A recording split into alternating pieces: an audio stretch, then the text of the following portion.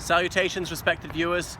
Here I am at Speaker's Corner, and I'm addressing a mighty throng, and I'm going to treat you to my views. This is a place where freedom of expression has held sway since 1855, barring a few exceptions. Well, blasphemy's gone. I suppose incitement to racial hatred or incitement to violence, that's still a crime here.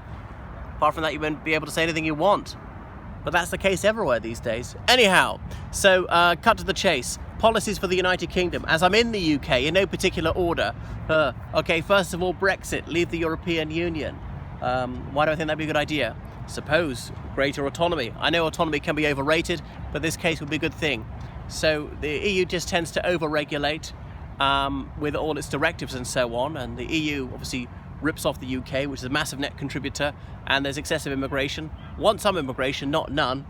Could go on about this all day. And be properly democratic, have elections which really mean things. Now, just because legislation comes from Brussels and Strasbourg doesn't necessarily make it dreadful, but often it's bad. All right, so other policies. Okay, oh yes, bring back tobacco advertising, because tobacco is more survivable than ever before. With better oncology, we don't want to live forever. Let's smoke our way out of this pension time bomb, and allowing smoking at 16. Don't patronize these people. I mean, we misuse the word children. People over 16, I mean, their actually smoking rates have gone down amongst them so much. It might go up, that's fine. It's a completely respectable choice. So bring back that. Have smoking licenses for pubs. They can have a certain room with smoking in it. I'm a complete non-smoker myself, but I respect the liberty of those who wish to smoke. Some people wish to live a shorter life and cram more pleasure in. There are a few pleasures that are worth foregoing for the sake of an extra couple of years in a nursing home as a nonagenarian. Right, other policies which would be good. Yes, all electric cars. Now, I quite like to outlaw vehicles which use petroleum or indeed diesel, but that not immediately have to phase it in. So all electric cars, that militates against my libertarian streak. So I thought we could compromise on this one by let's just tax them out of existence, dirty polluting cars. So yeah, you're allowed them, but you're going to have to pay a tax which is 10 times higher than normal vehicles. And no, I haven't done an impact assessment of what that would cost. So I don't know if we're revenue neutral. Let's see, more fantastic policies for the United Kingdom. Well, this is thinking aloud here.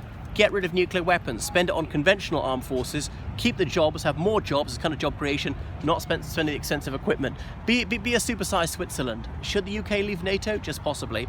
Only fight when absolutely unavoidable. For humanitarian reasons, but also it's just so expensive, war. So wars are really only worth it if it's unavoidable and you win quite quickly at a relatively low cost. Trouble is, at the beginning you don't know what's going to happen. It's a bit of a moonlight steeplechase, because one war caused several more. There's a chain reaction, and it's difficult to extricate oneself. Wars are quite easy to start, they're very difficult to stop. They expand, and one finds oneself having to make moral compromises. Even if you're fighting in a righteous cause, the rectitude is very soon diluted by having to strike deals with unsavory regimes. All right, any more fantastic policies for the United Kingdom? Oh yeah, massive reduction number of university places, back to the 80s. That's my tune, a bit like that Aqua song. So have only about 10% of young people going to tertiary education, but no fees at all for a first degree certainly, and grants to live off, not loans, grants for them all. So we do that, and have more people leaving school at 14. Those are not academic at all. Some at 16, a few at 18, and very few going on to third level education. Degrees that are really worth it for those who are really brainy and motivated. Bring back tough A-levels. Obviously you can resit them if you're committed. Any more policies for the United Kingdom? Well, something like proportional representation, alternative vote. I've got to admit I had it wrong. I was against it when there was a referendum in 2010. It's deeply wrong that the Liberal Democrats had more representation in Parliament than the UKIP, and UKIP didn't have any after, was it the 2015 election. So that really doesn't reflect the full gamut of public opinion. Anything else that the United Kingdom ought to do? Going to propose changes, not going to say things which are as they are, simply retaining the monarchy or something of that nature. I can't think. Well, I don't want reform of the House of Lords, but if it's to happen, then they ought to be representing sectors of society and not simply representing the country geographically, because the House of Commons does that, and there's little purpose in having a second chamber if it's only going to replicate the lower chamber. So if we're going to have a bicameral legislature, the whole purpose is that they must be somewhat distinct. And they could be serving 10-year terms, so they take a longer view of things, and they're no longer so terribly concerned about short-termism and winning the next election.